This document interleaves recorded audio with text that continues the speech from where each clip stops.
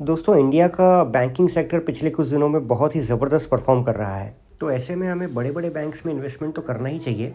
लेकिन उसके अलावा अगर हम चाहते हैं कि कुछ ऐसे छोटे बैंक्स में हम इन्वेस्टमेंट करें जहां पे मल्टी बैगर रिटर्न बनने का चांस रहे, तो येस बैंक और आईडीएफसी बैंक का नाम हमेशा सामने आता है। तो आज मैं आपको आईडीएफसी बैंक और येस बैंक के बारे में डिटेल में बताने वाला हूं। और इस एनालिसिस को देखने के बाद आप खुद डिसाइड कर सकते हैं कि आपको किस बैंक में इन्वेस्ट करना चाहिए और कहाँ पे आपको लगता है कि बहुत बड़ा प्रॉफिट आगे जाके बन सकता है। तो सबसे पहले हम इनके पिछले एक साल का परफॉर्मेंस देख लेते हैं। जैसा कि आप देख सकते हैं, आईडीएफसी फर्स्ट बैंक ने पिछले एक साल में ऑलमोस्ट 17.62% का रिटर्न दिया है। वहीं येस बैंक ने इसी एक साल में ऑलमोस्ट 45% का रिटर्न दिया है। वहीं अगर पिछले 5 साल की बात करें तो आईडीएफसी ने सिर्फ 2.86% का रिटर्न दिया है। तो येस बैंक ने तो पिछले 5 साल में ऑलमोस्ट 93-94% का लॉस किया है। लेकिन हमें पता है कि 2-3 साल पहले येस बैंक में क्या प्रॉब्लम हुआ था और उसका स्टॉक अचानक से कैसे गिर गया था।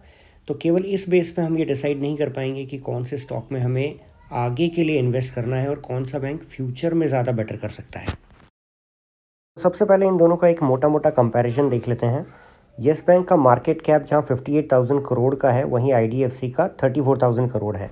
अगर पीई रेशियो की बात करें तो येस बैंक का 52.9 और आईडीएफसी बैंक का 20.6 है। इसका मतलब येस बैंक का जो स्टॉक पीई है इस समय थोड़ा सा हायर साइड पे नज़र आता है। अगर बुक वैल्यू की बात करें तो येस बैंक 13.5 रुपीज़ पे है और आईडीएफसी 33.9। यानी दोनों ही बैंक अपनी बुक वैल्यू से करीब करीब बराबर से ही आगे चल रहे हैं।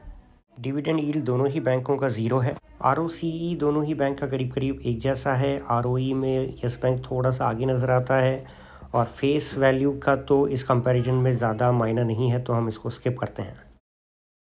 ये सभी डेटा मैंने screener.in वेबसाइट से निकाला है, आप भी वहाँ जाकर चेकआउट कर सकते हैं। यहाँ पे इन दोनों बैंक्स का जो नेगेटिव पॉइंट्स है वो इस वेबसाइट ने प्रेजेंट किया है। मैं इसके बहुत डिटेल में नहीं जाऊँगा क्योंकि ये किसी ने एनालाइज करके प्रोज एंड कॉन्स नहीं बनाए हैं, बल्कि जो वेबसाइट का अपना एल्गोरिथम होता है, जो डेटा के हिसाब से ये प्रोज एंड कॉन्स लिखता है, वही यहाँ पे सामने रखा गया है। अगर आप चाहें तो वीडियो को पॉज करके जल्दी से एक बार इन सभी पॉइंट्स को पढ़ सकते हैं। चलिए अब हम इनका थोड़ा सा फंडामेंटल्स देख लेते हैं। सबसे पहले बात करेंगे येस बैंक की।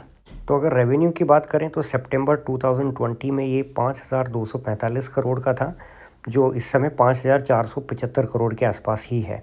इसका मतलब रेवेन्यू में आप कंसिस्टेंटली भी अगर देखेंगे क्वार्टर वाइज, तो बहुत ज़्यादा डिफरेंस नहीं आया है और करीब करीब 2 साल में इसका रेवेन्यू वहीं का वहीं है।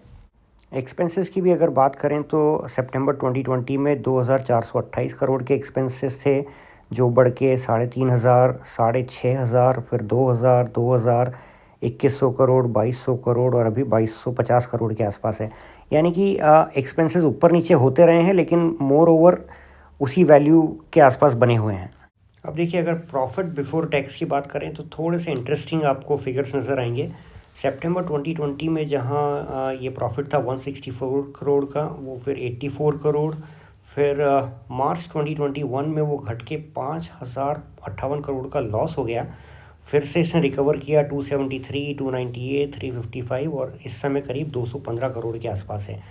इसका मतलब जो प्रॉफिट बिफोर टैक्स है उसमें भी बहुत ज़्यादा बढ़ोतरी नहीं हुई है।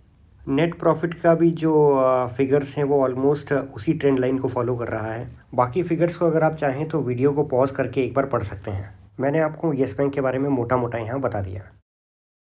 चलिए अब बात कर लेते हैं आईडीएफसी बैंक की। सबसे पहले रेवेन्यू की अगर बात करें तो जून 2020 में 3,950 करोड़ के आसपास था, जो ऑलमोस्ट उसी फिगर के आसपास 3-4 क्वार्टर तक चलता रहा। लेकिन अगर आप पिछले 3-4 क्वार्टर देखेंगे तो 4,101 करोड़, 4,429, 4,554, 4,900 और इस समय 5,470 करोड़ के रेवेन्यू के आसपास आ चुका है। इसका मतलब है रेवेन्यू के हिसाब से अगर आप ग्रोथ देखेंगे तो आईडीएफसी फर्स्ट बैंक ने पिछले कुछ क्वार्टर्स में अच्छी ग्रोथ दिखाई है, जैसा येस बैंक के केस में हमको देखने को नहीं मिला था। तो इस टाइम पे रेवेन्यू के हिसाब से आईडीएफसी बैंक थोड़ा सा बेटर करता नज़र आ रहा है। लेकिन जैसे ही हम एक्सपेंसेस की तरफ नज़र डालेंगे तो हमें पता चलेगा जो आंकड़ा 2020 में करीब 2,092 करोड़ से शुरू हुआ था, वो बढ़ता बढ़ता अभी करीब करीब 3,300 करोड़ तक आ गया है। इसका मतलब जैसे जैसे रेवेन्यू आईडीएफसी बैंक का बढ़ा है, उसके एक्सपेंसेस भी बढ़े हैं। तो अब हम वहीं आके खड़े हो गए कि दोनों का अगर रेवेन्यू माइनस एक्सपेंसेस का डिफरेंस देखेंगे तो ऑलमोस्ट सिमिलर नज़र आएगा। प्रॉफिट बिफोर टैक्स या नेट प्रॉफिट की बात करें तो हम देखेंगे कि उसमें भी काफ़ी इनकंसिस्टेंसी नज़र आती है आईडीएफसी बैंक में भी। लेकिन पिछले 4-5 क्वार्टर से अगर आप देखोगे तो प्रॉफिट बिफोर टैक्स 179 करोड़ से 391, 470, 650 और 760 करोड़ तक पहुंच गया है। इसका मतलब जो पिछले 4 या 5 क्वार्टर रहे हैं उसमें आईडीएफसी बैंक का सभी तरीके से परफॉर्मेंस काफ़ी अच्छा और कंसिस्टेंट नज़र आता है, जो हमें येस बैंक में अभी तक देखने को नहीं मिला है। जिन लोगों को और भी ज़्यादा डिटेल में देखने का इंटरेस्ट हो उनके लिए मैंने यहाँ पे येस बैंक का पिछले 7-8 साल का बैलेंस शीट का डेटा भी रख दिया है। लेकिन मैं इसके बहुत डिटेल में नहीं जाऊँगा, क्योंकि ये दोनों ही बैंक जो हैं पिछले कुछ समय से जिस तरह से परफॉर्म कर रहे हैं वो हमें ज़्यादा ध्यान देना है, बजाय कि बहुत पहले के। क्योंकि येस बैंक में तो जो क्राइसिस आया था उसके पहले को और अभी को हम कंपेयर नहीं कर सकते हैं। यहाँ पे देखिए, मैंने आईडीएफसी फर्स्ट बैंक का भी पिछले 5-6 साल का डेटा डाल दिया है। लेकिन अगर आप देखेंगे तो वही बात है कि पिछले 3 साल में जो इसने परफॉर्म किया है वहीं से हमारा फोकस इस बैंक पे आया है। अदरवाइज़ इसमें काफ़ी इनकंसिस्टेंसी थी इसके पहले। जिन लोगों को ज़्यादा डिटेल में देखना है वो एक बार वीडियो पॉज़ करके एक बार ये सारा डेटा क्विकली देख ज़रूर लें। तो इससे आपको आइडिया मिल जाएगा कि क्यों इन दोनों बैंक्स के बारे में अब हम बात करने लगे हैं, जो कि हम पहले नहीं कर रहे थे। तो फाइनली मैंने स्क्रीनर वेबसाइट से इन दोनों का एक कंसोलिडेटेड डेटा यहाँ पे आपके सामने रख दिया है। आप चाहें तो इसे एक बार देख सकते हैं, लेकिन इसमें बहुत डिटेल में मत जाइएगा, क्योंकि येस बैंक में जो 2-3 साल पहले हुआ था उसको अब हम नहीं कंपेयर कर पाएंगे। जस्ट मोटा मोटा अगर आप देखें तो आईडीएफसी फर्स्ट बैंक का पिछले 2-3 साल का जो प्रॉफिट ग्रोथ है वो येस बैंक से बेटर नज़र आ रहा है मुझे। तो CAGR को हम कंपेयर नहीं कर पाएंगे, बट जस्ट एक बार आपको मोटा मोटा आइडिया लग जाए कि दोनों बैंक कहाँ स्टैंड करते हैं। इन डिटेल्स को आप एक बार पढ़ ज़रूर सकते हैं। फाइनली अगर हम शेयर होल्डिंग पैटर्न की बात करें तो येस बैंक में प्रमोटर्स के पास कुछ नहीं है। FIIs का इन्वेस्टमेंट इसमें थोड़ा सा बढ़ता नज़र आ रहा है। 1.66% जो जून 2020 में था वो धीरे धीरे बढ़ता हुआ अभी 23.67% पे आ गया है। वहीं DIs की बात करें तो उनका स्टेक इसमें कम हुआ है लगातार, 69 से इस समय 38 पे है। पब्लिक का जो इसमें स्टेक है वो 29% से 38% पे गया है। लेकिन इसमें भी अगर आप बीच बीच में क्वार्टर वाइज देखेंगे तो इनकंसिस्टेंसी है, ऐसा नहीं है कि लगातार बढ़ा है या घटा है। सिमिलर पैटर्न आप देखेंगे आईडीएफसी में भी।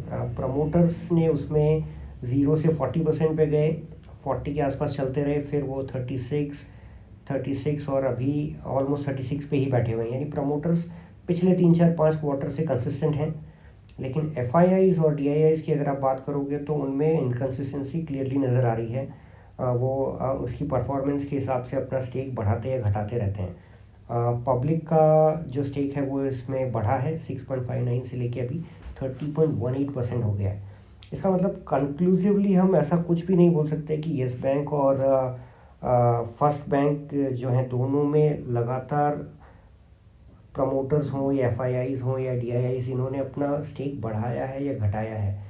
ये दोनों ही अभी वेट एंड वॉच का फिलॉसफी पे काम कर रहे हैं और देख रहे हैं कि जिस तरीके से ये क्वार्टर ऑन क्वार्टर परफॉर्म कर रहे हैं बैंक, उस हिसाब से ये अपना स्टेक बढ़ा या घटा रहे हैं।